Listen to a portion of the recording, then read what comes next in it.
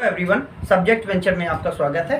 BEd प्रथम semester के पहले पेपर से रिलेटेड वीडियो की सीरीज में आज हम जैन धर्म और बौद्ध धर्म में दर्शन और शिक्षा पर क्या बात हुई है उसके अंतर को डिस्कस करने जा रहे हैं। वीडियो को ध्यान से देखिएगा, पर आपके लिए उपयोगी वीडियो होने वाला है।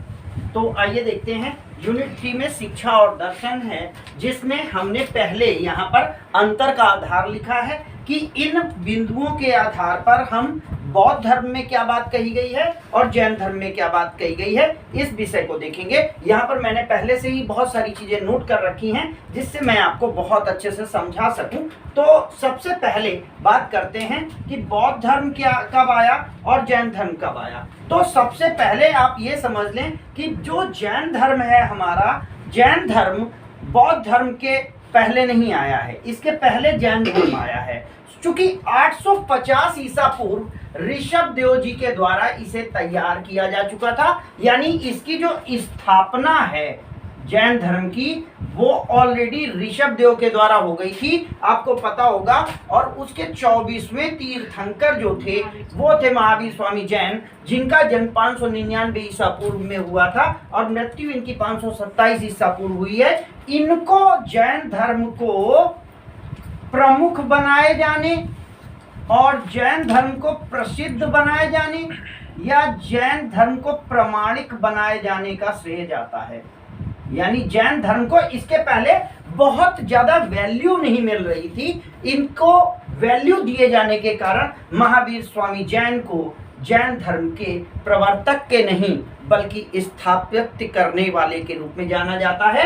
जब प्रवर्तक की बात आएगी, स्थापना की है ऋषभदेव शास्त्री ने, प्रवर्तक के रूप में महावीर स्वामी जैन का नाम आएगा। जबकि बौद्ध धर्म इसके ठीक उलट, बौद्ध धर्म की स्थापना ही गौतम बुद्ध ने की है। और गौतम बुद्ध को, जो बुद्ध है, बुद्ध का मतलब है जो जानता है, बुद्ध का मतलब जो जानता है। महासंबोधि नाम इसके लिए दिया गया था। तो महात्मा बुद्ध, जिनका बचपन का नाम सिद्धार्थ था, इनके पिता शुद्धोधन थे, माता महामाया थी। पावापुरी के पास लुम्बिनी में कपिल वस्तु के पास 663 ईसा पूर्व इनका जन्म हुआ है और 483 ईसा पूर्व पावापुरी के पास इनका निधन हुआ है। इनकी पत्नी का नाम यशोधरा था और इनके पुत्र का नाम राहुल था। इनके सारथी का नाम चन्ना था, चन्ना, और ये इनके एक दोस्त के रूप में रहा। अंत में जब ये इन्होंने जो संन्यास लेने की कोशिश की है, संन्यास लेते समय इनकी इस बात का डिस्कशन हुआ है कि चन्ना से ही इन्होंने बहुत सारी चीजें देखी हैं। अगर 4 दृश्य आ जाते हैं कि कौन से 4 दृश्यों को देख करके गौतम बुद्ध का दिमाग फिरा था, तो ध्यान रखेंगे उसमें आप एक गरीब है, एक कोढ़ी है, एक मृत शरीर है और एक सन्यासी है। ये 4 सीन इनको दिखाई दिए थे जब देखने निकले थे अपनी सिटी को। क्योंकि इनके पिता ने इनको इस तरीके से रखा था कि इनको दीन दुनिया का पता ही नहीं था। यहाँ तक कि जब ये गरीब को देखते हैं तो अपने सारथी चन्ना से कहते हैं कि चन्ना, ये कौन है जो इंसान जैसा लग रहा है?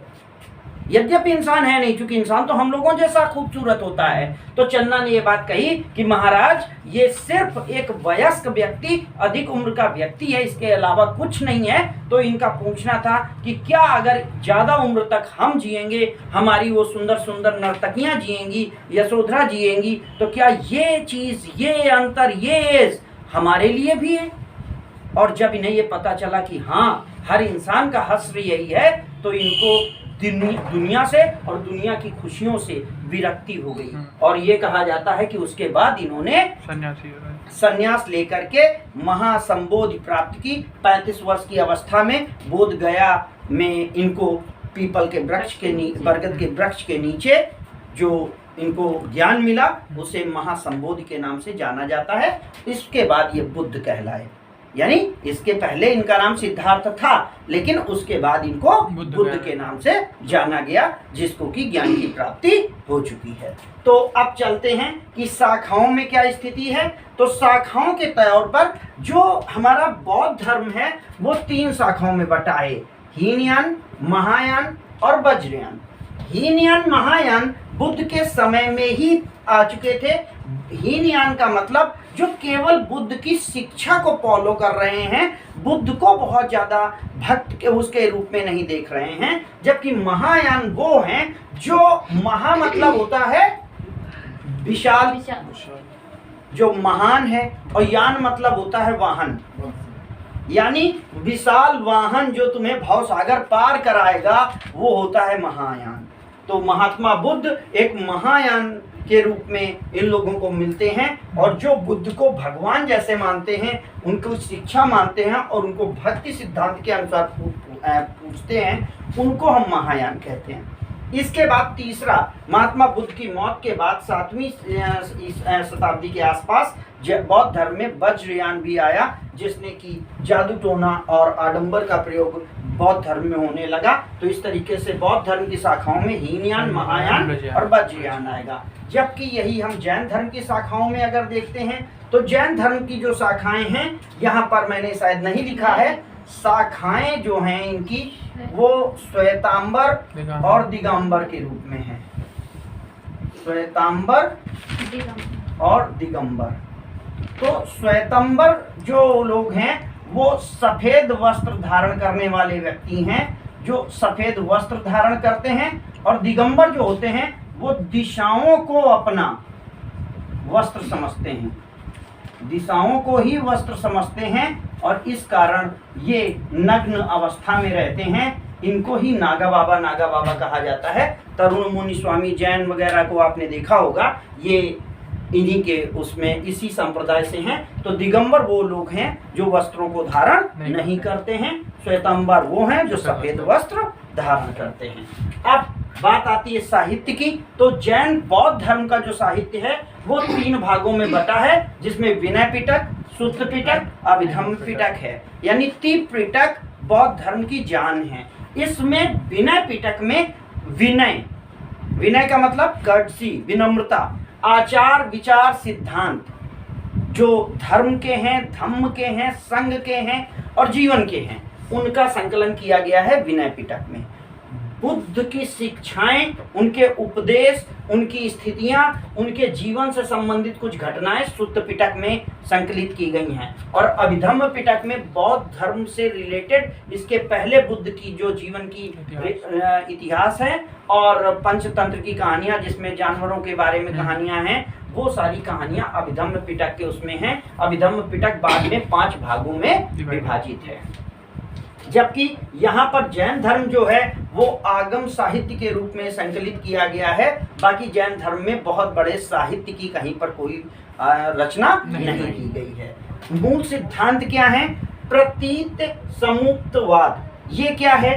प्रति मतलब एक, समुप्त प्राप्त हो जाना, उत्पाद उसके बाद दूसरा, यानी जब कभी भी एक कोई कार्य होगा वो पूरा हो जाएगा, उसके बाद दूसरा कार्य आएगा।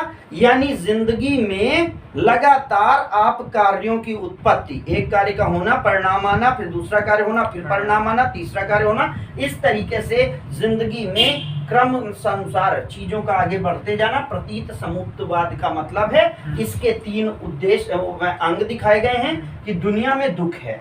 अब दुख क्यों है? दुख है का इच्छा है। भाई आपने जब कभी किसी से विश्वास किया, मान लीजिए हमने उम्मीद कर ली कि आज शाम को हमको एक चाय मिलेगी और शाम को चाय नहीं मिली तो हमको दुख होगा। हमने उम्मीद कर लिया शाम को हमको पानी मिलेगा, हमको पानी नहीं चाय मिल गई तो दुख होगा। आप जब उम्मीद कर लेंगे तो उम्मीद टूटेगी, उम्मीद टूटने पर दुख होगा।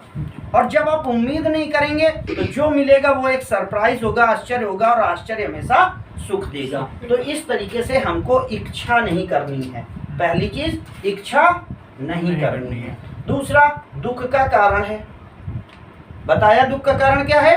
तुम्हारी इच्छा का टूटना, इच्छा का पूरा ना होना। और दुख का निवारण है इच्छा रोक दोगे दुख रुक जाएगा।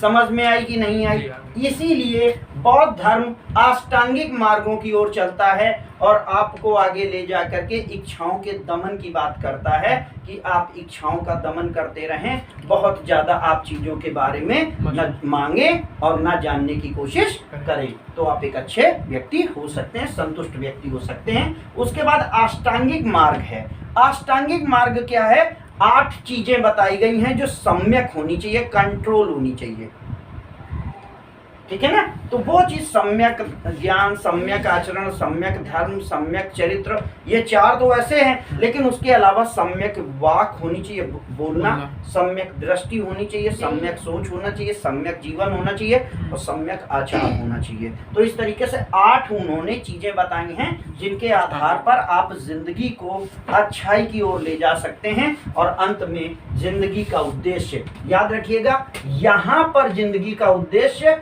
निर्वाण माना गया है।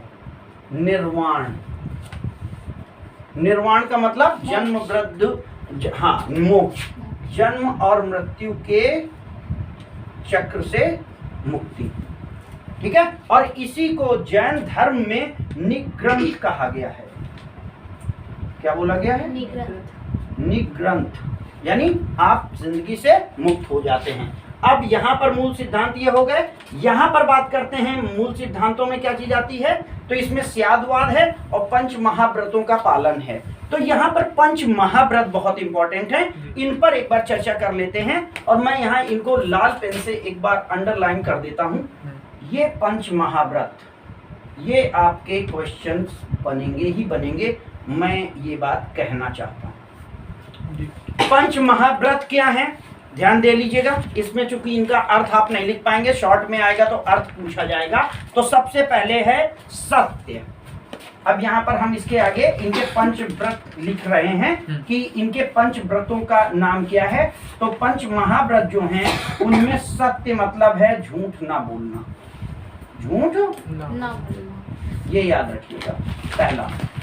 दूसरा है अहिंसा, किसी को चोट न पहुंचाना। और ये याद रखिएगा, ये जो चोट है ये मनसा वाचा कर्मणा है, आप मन से, वाणी से, कर्म से, यही चीज स्यादवाद है। आपने कहा ये सच है और मैंने कह दिया ये सच नहीं है, तो आपके दिल को चोट पहुंचेगी।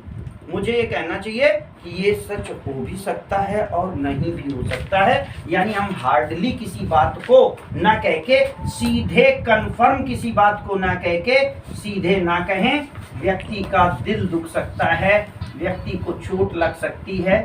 इस तरीके की सोच यहाँ पर ये रखने वाला जो वाद है वो स्यादवाद है। संभावना पर आप बोले, संभावना पर आप बात करें, चोट ना पहुंचाना। आस्तेय, आस्तेय का मतलब है चोरी ना करना।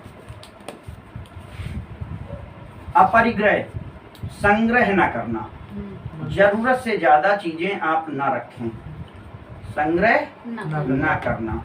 आपने एक कपड़ा पहन रखा है, दूसरा कपड़ा आपके कपड़ में है, मतलब आप पाप कर रहे हैं, इनके अनुसार है ऐसा।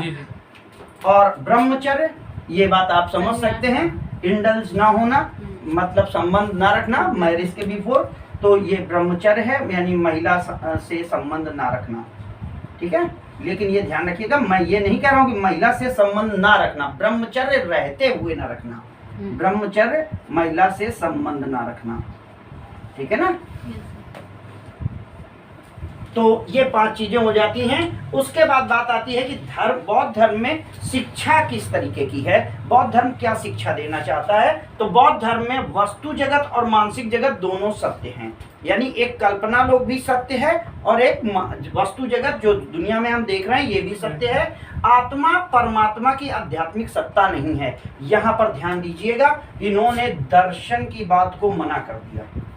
मैंने कल कहा था ना नास्तिक दर्शन है, कल लिखाया था ना ये नास्तिक है। इन्होंने कहा आत्मा परमात्मा कुछ नहीं है, जो कुछ है वो यही है। ये दोनों के दोनों, यहाँ पर ये देखिए ये अनीश्वरवादी है, ये मानता ही नहीं है कि ईश्वर कुछ है, क्योंकि ये जीव और अजीव के संगम को ही दुनिया का क्रिएशन मानता है।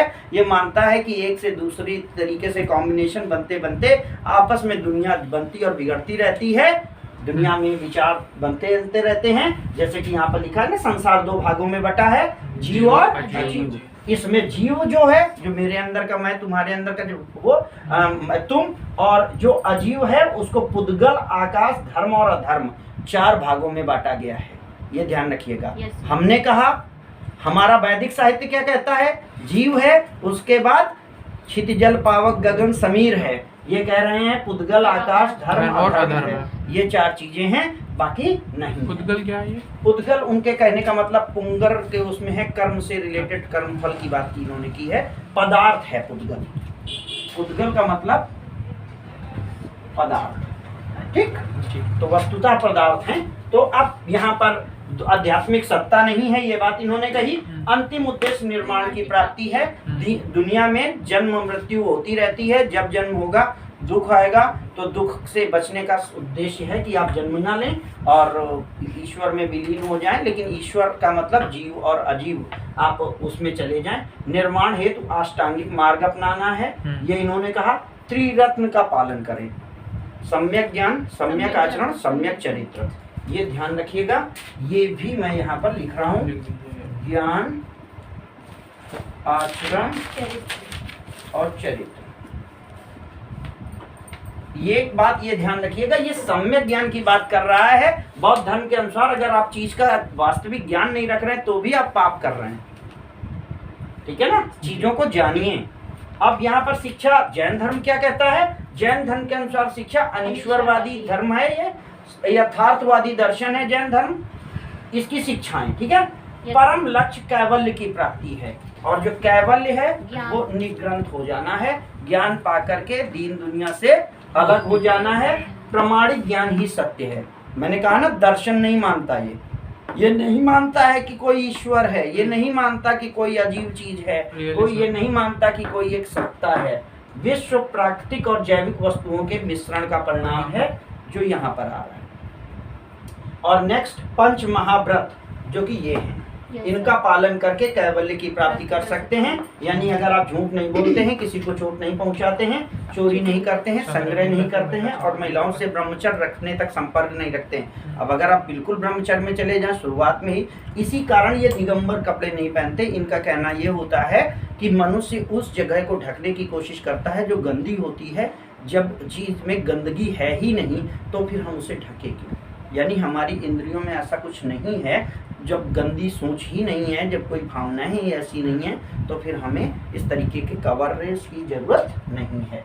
अब उसके बाद यहाँ पर शिक्षा का अर्थ ये बता रहे हैं, ज्ञान प्राप्त करके निर्वाण प्राप्ति में सहायक होना बौद्ध धर्म के अनुसार शिक्षा का अर्थ है। यानी बौद्ध धर्म के अनुसार शिक्षा इसलिए प्राप्त की जानी चाहिए ताकि आपको ज्ञान की प्राप्ति हो, और ज्ञान प्राप्त करके आगे आप निर्वाण प्राप्ति कर सकें। पंच महाव्रत, 4 धर्म और अनुशासन यहाँ पर पालन करके शिक्षा का उचित तौर तरीका पाया जा सकता है। शिक्षा के कार्य यहाँ पर क्या बताए गए हैं, देखिएगा। इम्पोर्टेंट ये भी चीज है, शिक्षा के कार्य। ये बौद्ध धर्म के अनुसार शिक्षा के कार्य हैं, और ये जैन धर्म के अनुसार शिक्षा के कार्य हैं। जैन धर्म, बौद्ध धर्म कहता है इंसान के जीवन में दुख है, इस दुख से मुक्त कराना शिक्षा का कार्य है। दुखों का कारण है, व्यक्ति को बताना है कि आखिर शिक्षा किस तरीके से दुखों से उसे बचा सकती है।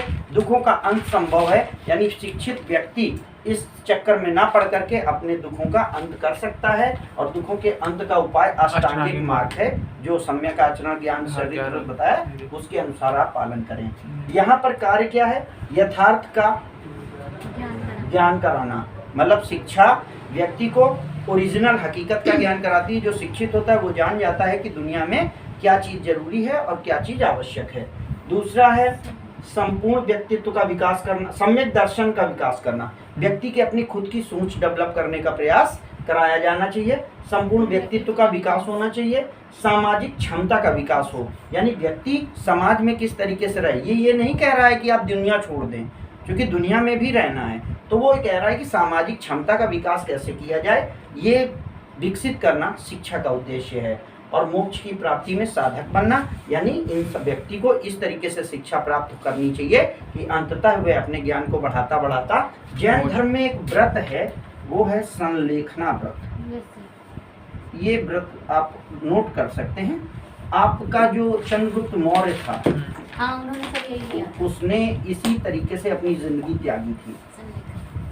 ठीक है, श्रवण बेलगोला के बाद संलेखना व्रत में चंद्रगुप्त मौर्य अंतिम समय में जैन हो गया था और इसने क्या किया था? संलेखना व्रत। संलेखना व्रत का मतलब है आत्म संलेखना, खुद को इतना कष्ट दो कि खुद ही खत्म हो जाओ। हाँ, व्रत बिना अंततः मतलब हवा तक लेना बंद करो। हाँ, शुरुआत में खाना छोड़ो, फिर पानी छोड़ो, बाद में हवा भी आप लेना बंद कर दे तो संलेखना हो जाएगा। आत्म सुसाइडल जो कंसेप्ट है वो ये है।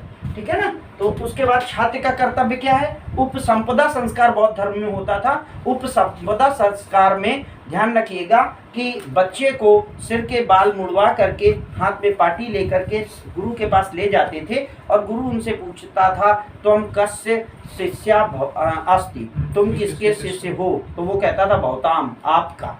और उसके बाद गुरु उसको पाटी लेकर के का लिखवाता था या ओम लिखवाता था। उसके बाद बुद्धम शरणम गच्छामि, संघम शरणम गच्छामि, धम्मम शरणम गच्छामि। पहले बुद्ध, धम्म, फिर संघ। पहले बुद्ध की शरण चलो, धर्म नहीं है, धम्म, धम्मम शरणम गच्छामि, बुद्धम शरणम गच्छामि, धम्मम शरणम गच्छामि, संघम शरणम गच्छामि। ये बुद्ध धर्म की शपथ है, ये छात्र को लेनी पड़ती थी। यहाँ पर इसके लिए अनुशासन होते थे। अनुशासन में रहना, ब्रह्मचर्य का पालन करना, ज्ञान प्राप्ति हेतु संयमित रहना, गुरु की आज्ञा मानना, भिक्षा मांगना, देशाटन करना, वो सारी चीजें यहाँ पर आती हैं। लास्ट में बात आती है शिक्षक का क्या रोल है। यहाँ पर ध्यान रखिएगा, बौद्ध धर्म में संयमित जीवन और साधारण जीवन अनुशासन था। भिक्षुक और भिक्षुणी, ये उपासक और उपासिका भी होते थे। मतलब मेल्स भिक्षुक थे, फीमेल हाँ, भिक्षुणी, इस तरह से। उपासक और उपासिका, ये बता रहा हूं मैं आपको। जो वर्ल्डली मैटर पे रहते थे उनको उपासक और उपासिका कहा जाता था।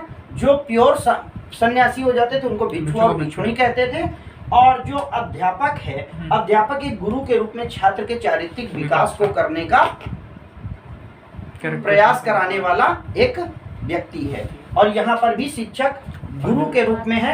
यहाँ शिक्षक उपाध्याय आचार्य के नाम से जाना जाता था। तो इस तरीके से हमने आज जैन धर्म और बौद्ध धर्म की संभावित जो भी चीजें हैं शिक्षा के बारे में उन पर चर्चा की। वैसे तो जैन धर्म और बौद्ध धर्म में बहुत कुछ है चर्चा के लिए, लेकिन बीएड के सेमेस्टर के हिसाब से शिक्षा से संबंधित इतना अगर आपको आता है तो आप इसके आंसर्स लिख सकते हैं। मिलते हैं अगली वीडियो में।